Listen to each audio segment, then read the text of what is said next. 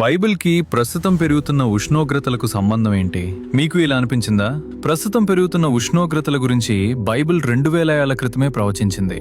యేసుక్రీస్తు వారి రెండో రాకడకు ముందు భూమిపై అనేక సూచనలు జరుగుతాయి. వాటిలో ఉష్ణోగ్రతలు పెరగడం కూడా ఒకటి.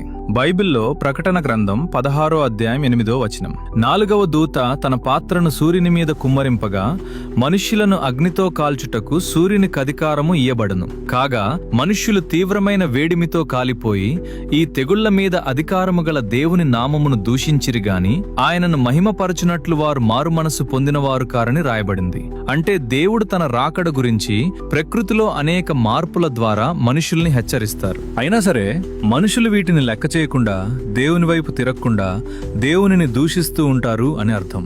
మానవ నాగరికత అభివృద్ధి చెందడం ప్రారంభించిన తర్వాత 1850 సంవత్సరం నుండి ఈ ఉష్ణోగ్రతలు గణనీయంగా పెరుగుతూ వస్తున్నాయి. ప్రస్తుతం మనం చూస్తున్న ఈ భారీ ఉష్ణోగ్రత మార్పు దేవుని రాకడ చాలా దగ్గరలో ఉంది అని హెచ్చరిస్తోంది. క్రైస్తవులు మాత్రమే ఈ ప్రకృతి మార్పులను అర్థం చేసుకోగలరు. అవిశ్వాసులకు ఇవి కేవలం వాతావరణ మార్పుల్లాగే కనిపిస్తాయి. కాబట్టి ప్రతి విశ్వాసి అన్నీ గమనిస్తూ సిద్ధపడండి. He's coming soon.